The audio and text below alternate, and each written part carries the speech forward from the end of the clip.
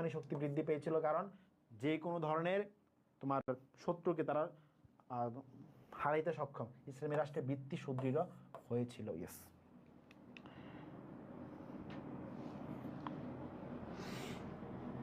হযরত উমর রাদিয়াল্লাহু আনহু পেশায় কি ছিলেন? একজন ব্যবসায়ী ছিলেন। আর কাপড়ের ব্যবসা, প্রশ্নটি ঠিক আছে? ঠিক আছে, ব্যবসায়ী ছিলেন। আবু বকর কাপড়ের ব্যবসা ছিল। ঠিক আছে। জামিউল কোরআন, এই প্রশ্ন কয়বার আসবে আর? ইসলামী খেলাফতকালে সরকারি কোষাগারকে বলা হয়তো বাইতুল মাল। বাইতুল মাল সরকারি কোষাগার। দেশব্যাপী ওয়ার্ড ভিত্তিক তালিকা প্রণয়ন করে সরকার 10 টাকা মূল্যে চাউল বিতরণ করছে, এতে হতদরিদ্র জনগোষ্ঠীর জীবিকা সহজ হয়েছে। সরকারের তালিকা প্রণয়নের কাজে উমর রাদিয়াল্লাহু তাআলা আনহুর কোন কাজের প্রতিফলন ঘটেছে? বলো। সুষম বন্টন, রেশনিং, আদমশুমারি, রাজস্ব ব্যবস্থা। এটা খুবই গুরুত্বপূর্ণ রে, খুবই গুরুত্বপূর্ণ। প্রণয়নের কাজে উমর রাদিয়াল্লাহু তাআলা আনহুর কোন কাজের প্রতিফলন ঘটেছে? বলো। সুষম বন্টন, রেশনিং, আদমশুমারি, রাজস্ব ব্যবস্থা। এটা খুবই গুরুত্বপূর্ণ রে, খুবই গুরুত্বপূর্ণ।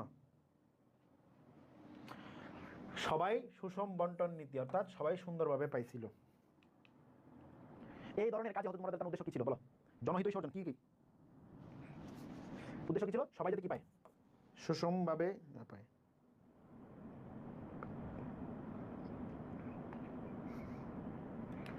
কত খ্রিস্টাব্দে মুসলমানরা প্রথম ভারত অভিযান শুরু করে?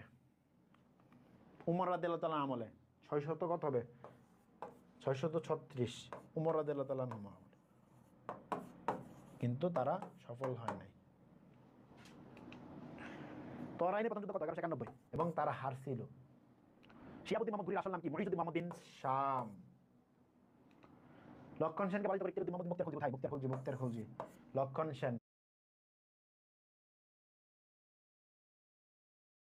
তখন ইয়ার ছিল কি, বাংলার ইয়ার ছিল নদিয়া। সে পলায়ন করছিল, পলায়ন করার পরে কি তোমার বাংলা মুসলমানদের দখল হয়। শেষ শেষ।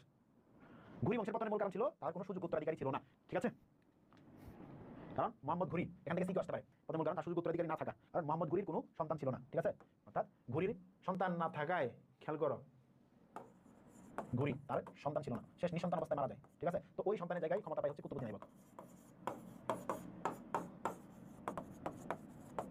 কুতুবউদ্দিন আইবক। ঠিক আছে, ওকে।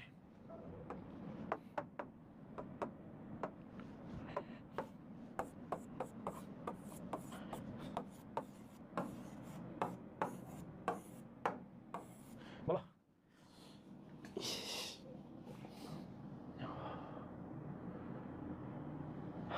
বলো।